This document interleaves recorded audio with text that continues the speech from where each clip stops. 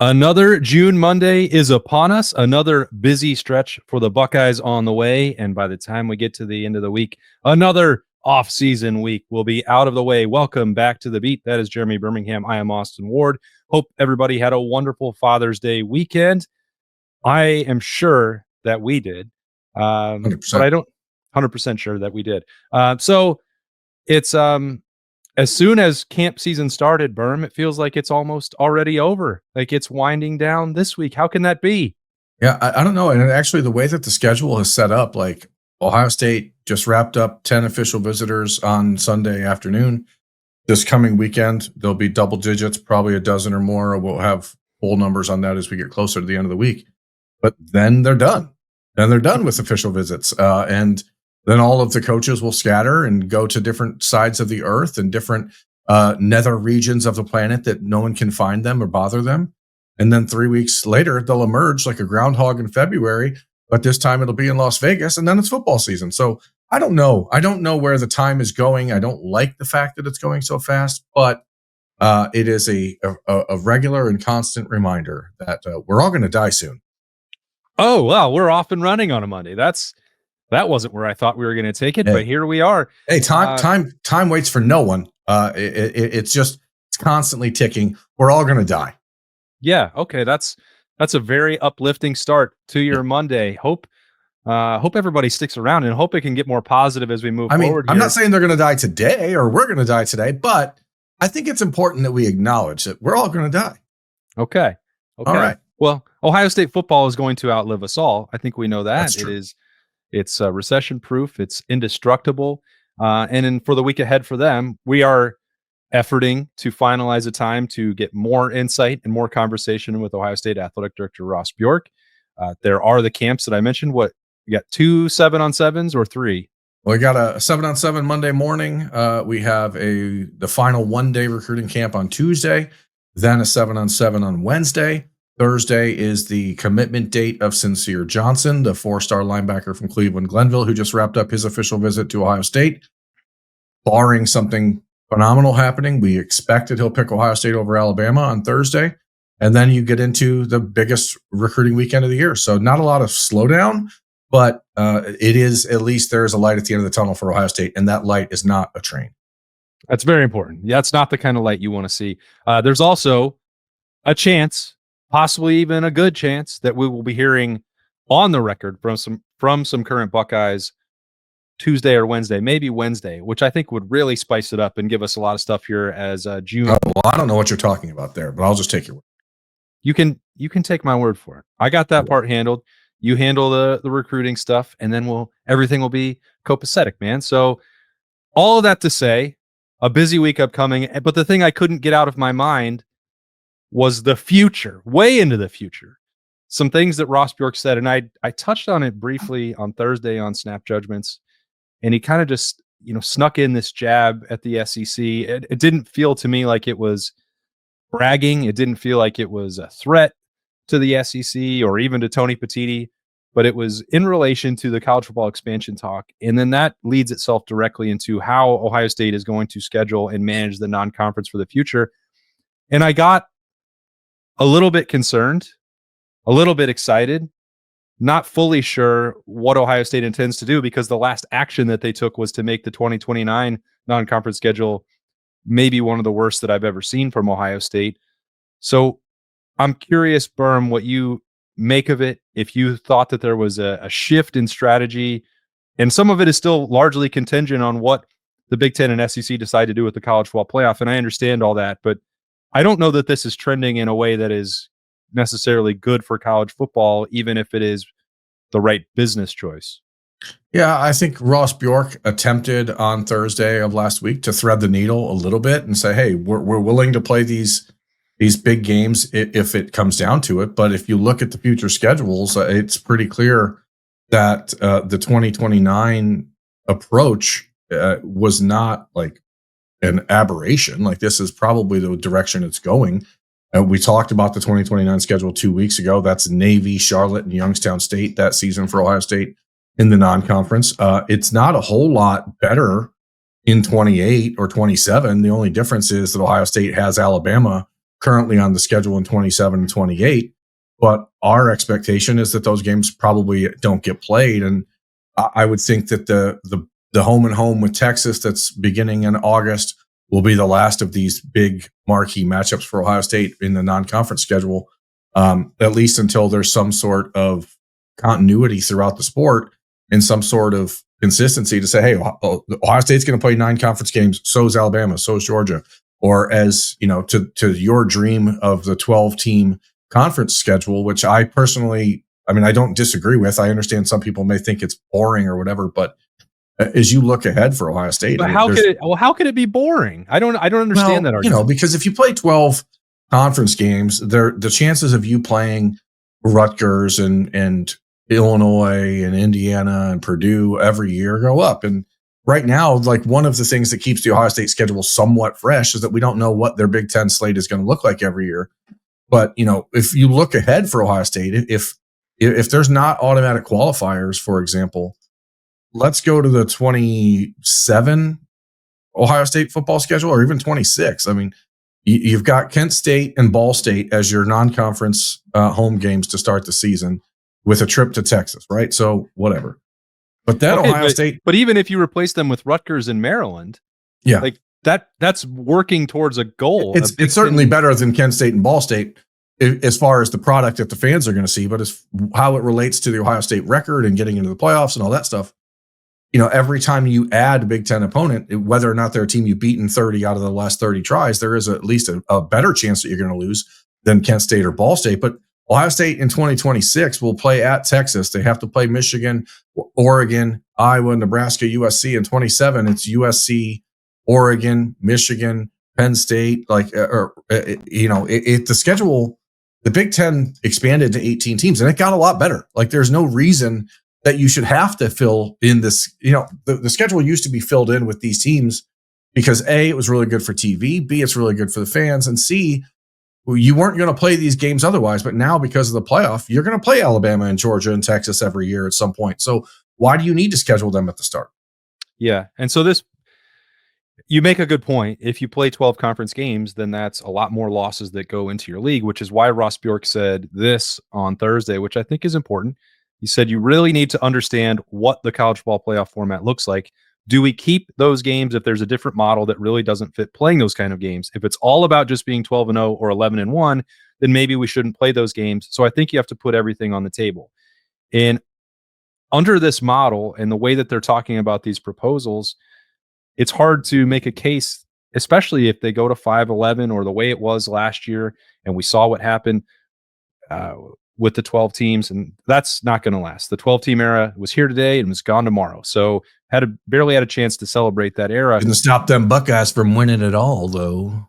That's right. But there was a selection committee that was again involved, and I know that they have a difficult job, but they get it wrong just as much as they get it right with some of these teams. And you look at those rankings, it's hard to argue that. You don't know what the criteria is, and the strength of schedule piece keeps coming into this. So I'm not trying to have this both ways. I don't love the idea of 4 automatic qualifying spots for the Big Ten and 4 for the SEC. I don't think that is in the greater interest of college football, but I may have to accept it because I think that's probably the best path forward to get what I want, which is every game counting during the regular season. And if non-conference games continue to exist, they won't factor in to a 4-team automatic Big Ten bid situation. These games won't matter at all. You don't need to play SEC teams. You don't need to play anybody.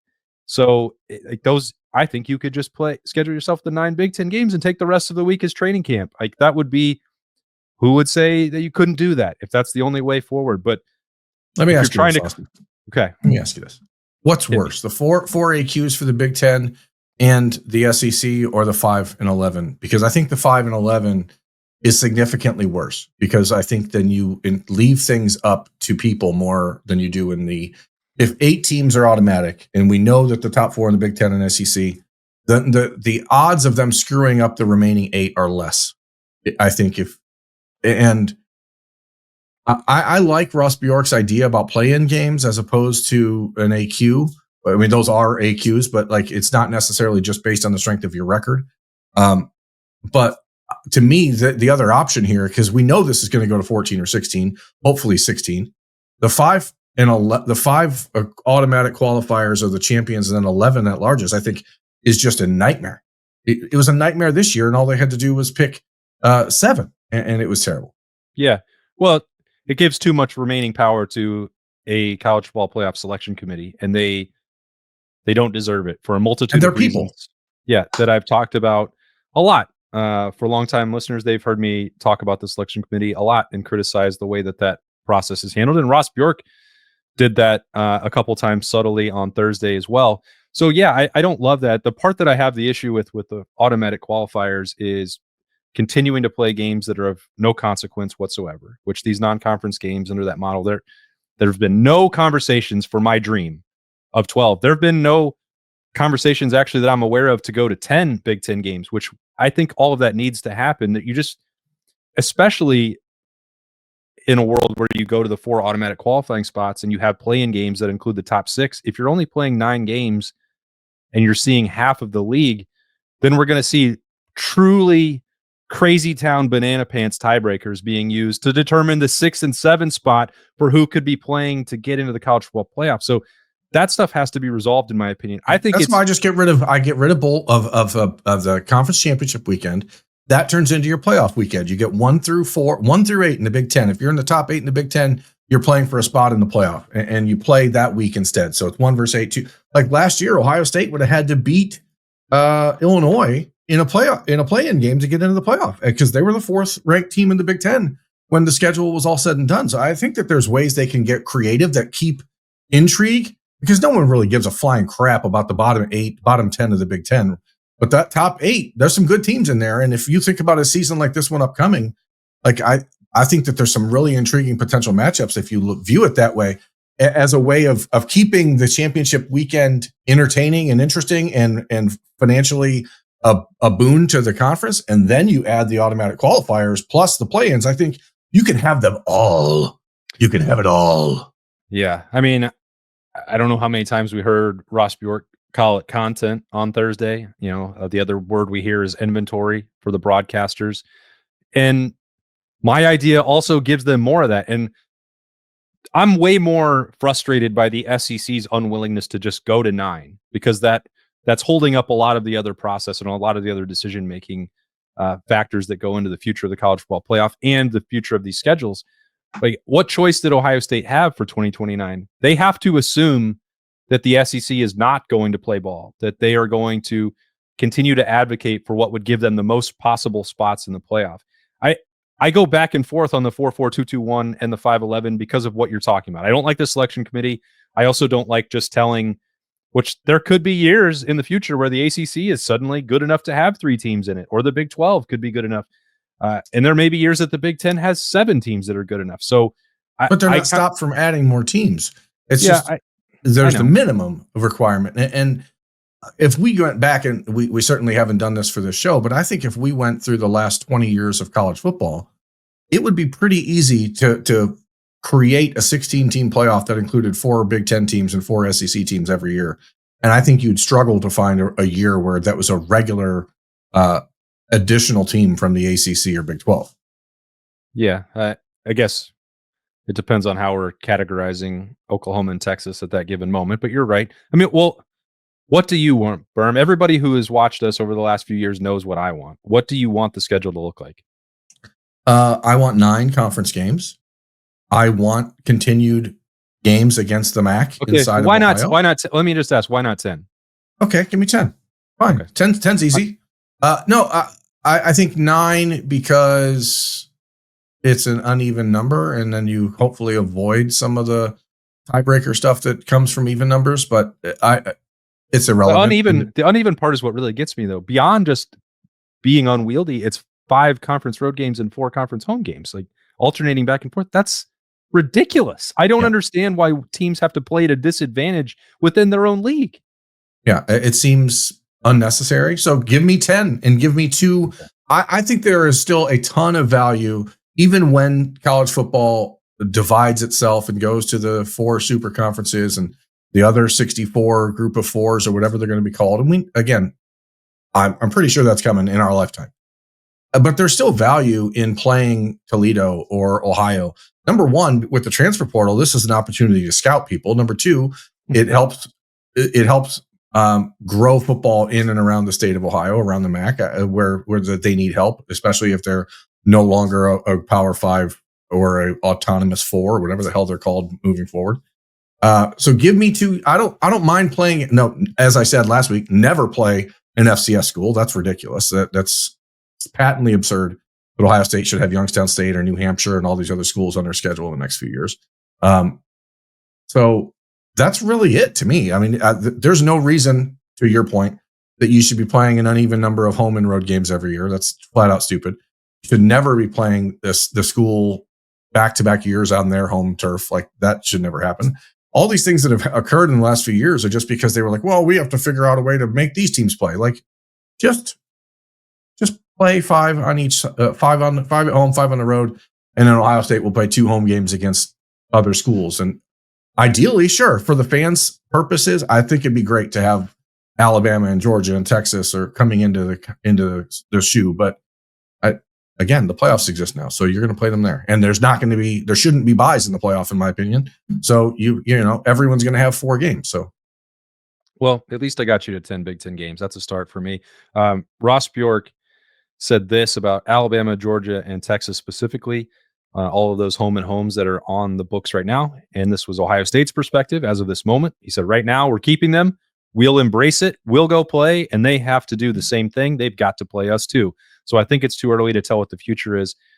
I feel like Ohio State will not cancel those games, but I have said before, and I will reiterate again, I don't believe they will be played. Maybe that's just optimism that the SEC is going to do the right thing and go to 9 conference games. But the second that they do, Alabama and Georgia will be axing this series. I don't think the Texas series is underway. We're 2.5 months away from that game kicking off in the Horseshoe. That one's going to get done. But Alabama and Georgia, I do not believe will play those games. Yeah, and it'd be pretty unexpected if Texas allowed Ohio State to back out of the 26th game after playing at Ohio Stadium this year. So whatever. It sucks for the fan. That's really the thing that I hope that college football and the powers that be are thinking of ways, if we're going to lose these types of matchups in the beginning of the season, let's make sure that the New Hampshires of the world are not on the schedule anymore. Like, even if it's a MAC school, Toledo can come to town and give you a game if you catch them on the right day or the wrong day. I think that that's just much better for everyone in the big picture. I just don't, because last year is a prime example of how it worked. Like, Ohio State had to play Tennessee and Oregon for the second time, and then Texas, and then Notre Dame. Like, if you combine that as a postseason schedule with having to play Michigan and USC and Nebraska and Illinois and Penn State, like, the schedule is plenty hard. You don't have to make it harder in the beginning of the year, but you can still make it interesting without making it laughable and giving SEC exposed or whatever those sites are reasons to mock your league. Yeah, I mean, well, I think that's the benefit of the 18-team league as well, is that some of those teams are Rutgers with all. Let me posit this to you. Now that we're in agreement that these games are going away, they're going to be going the way of the dodo. Mm-hmm. In the dozen years or longer that we've been covering Ohio State now, going on 15 years, actually. Yeah. Is there... Remember what you said about time marching on? Yeah. Is there a home and home that you're most disappointed has never occurred between Ohio State and a team around the country that we didn't get a chance to go see the Buckeye brand in their stadium? Yeah. I always used to answer this by saying Tennessee, and now we've seen half of it. I still would very much like to see the Horseshoe South experience. As much as Tennessee was beating their chest about bringing people up for a playoff game, and their fans are as passionate as they come. There are a lot of similarities, and I said this before the playoff, between these two fan bases that I've had the pleasure or sometimes displeasure, depending on where I lived, of dealing with on a day-to-day basis. No offense, Tennessee fans, I'm talking to you. But those are two of the most venerable, historic venues that exist in college football, and seeing Ohio State play there, I think, would have been awesome. I actually loved covering games at Neyland Stadium and living in Knoxville. If that beat hadn't been such a personal grind, cool. I would have stayed there longer, but then I would have missed out on how much I love Columbus. So I'm glad I'm not there. But that's a home and home that made a ton of sense. Would have loved to have seen that go through. Don't have to talk about like Washington or Oregon because those are now within reach and are going to be pretty fairly regular occurrences. Same for USC and UCLA. The Texas one is going to be pretty cool. I've never covered a game in Austin, although I've been there many times. But when you throw all those out there, I feel like it's Tennessee, and it's easy to get there. Yeah, to me, it's Florida and Texas A&M. I think that those are two spots I would just love to see an Ohio State crowd, because I think back to the Oregon game last year, and like there's the holy Moses moment of like, wow, this is different.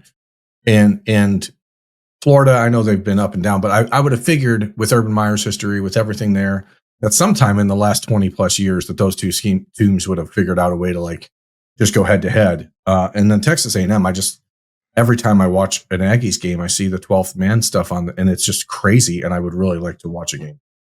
Yeah, that would have been fun too. All right, that's schedule stuff. I said there was more recruiting conversation in the pipeline. Sure. Birm is planning on a little talking stuff additionally this week to break down everything else that's happened over the weekend and heading into the final week of official visitors in camp season. But Ohio State did not wait around for that. So on Friday, heading into the weekend, actually, they picked up a commitment for the 2028 class, which is insane. How can that be a real year? That's not real. I don't know. So for the uninitiated, a 2028 prospect means that he just wrapped up his freshman year of high school. The photo that you see if you're watching this on YouTube or 10 TV or 10 TV Plus is Elijah Newman Hall. He's a 2028, so he's a young man who just finished his freshman year of high school at Tampa's Blake High School. He's 15 years old. No, that guy's 23 years old. That guy is 15 years old, which is nuts.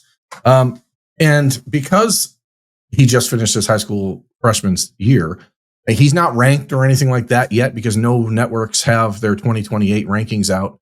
But just anecdotally, on Tuesday of last week when he camped at Ohio State, Elijah Newman Hall, as he is, 6 foot tall, 200 plus pounds, as a 15-year-old who ran for roughly 900 yards as a freshman, was walking by, and myself and some of my recruiting peers in the industry were looking to start to figure out who he was, because at Ohio State camps, they don't have names or numbers or anything. And he walked by, and right behind him, a man who was attached to his hip nearly the entire day when he was in town said, "That is the top target in that class, period." So he said, just so you know, that's the guy. That's the top target in the 2028 class. So he got a lot more attention on Tuesday at camp from the media than he would have otherwise, I think, because of that anecdote. The introduction. And then he went out there and just blew people away. And again, 6 foot tall, 200 pounds, 15 years old, lifelong Floridian, not a kid who has ties to the Midwest, but he made that visit. Ohio State had offered him prior to the trip. He had been basically told, "Hey, you are our guy," as we were told. And the Buckeyes knocked it out of the park. He got a lot of time with Ryan Day last week. He said him and his mom got a chance to sit down and talk to him, and talking about his mother's background from Jamaica, and Ryan Day finding a way to connect to her about how he loved Jamaica. I don't know. And just then 3 days after he gets home on Friday morning, he commits to Ohio State without any fanfare. And people are going to overlook this, probably as they should, if we're being honest. Okay. Like, it's a 2028. There's 3 years left of high school for this young man. He's from Florida. Anything can happen. Carlos Loughlin could find a job somewhere else. There's so many moving parts. But it is a testament to what Ohio State actually does on these visits, because the way that they connect with kids, even in a 10-hour visit from Florida for this young man and his mother, is really special. They pull out the red carpet for every kid that's in town. And here you go. You have a Travion Henderson-esque top 1 or 2 running backs in the country in his class. He's unequivocally going to be a top 1 or 2 running back in his class. And now Carlos Loughlin can focus on finding another 26 and a 27 running back, because 28 is locked in at this point, which is amazing. Again, insane. The Buckeyes also offered a 2029 quarterback last week on Thursday, which is also nuts, a kid from Tennessee. So that means he's entering his freshman year of high school in 2 months. The last one of those we saw, a quarterback who got offered before his freshman year of high school, was Quinn Ewers. So that's something to pay attention to if we're looking down the line. That kid's name is Ty Snell. He is from Nashville. So there's when we start to look ahead, who are the perfect prospects? If you're getting an offer from Ohio State as a quarterback before you're a freshman in high school, that's a pretty good sign. Not this again with the perfect prospects. Yeah. Well, I mean, the last two guys we've seen offered before they entered high school were Quinn Ewers and Chris Henry Jr. So it's two pretty good players. Quinn obviously did not pan out in college the way people would have thought, but that's because he transferred out of Ohio State. He cost you a lot of money that you still haven't paid me. Hypothetical money. Hypothetical money. Is that what you say when you open up your sportsbook apps and you're like, this is just hypothetical money? I'm not actually because there is nothing in there. So. Oh, good. All right.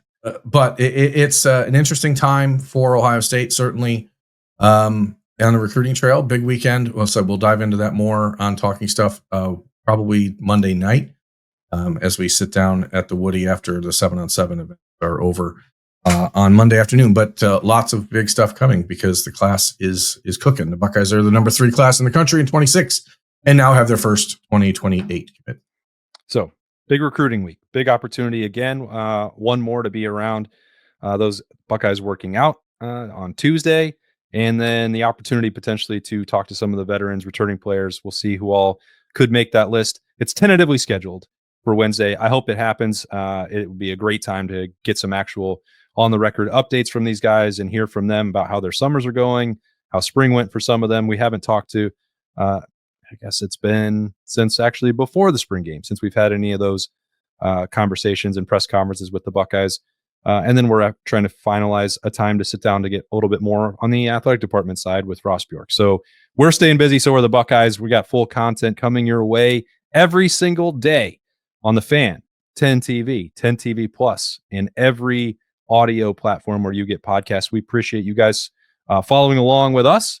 We'll be back to talk to you later on Monday. For Birm, I am Austin. This has been the Austin and Birm Show. It's the beat. So long.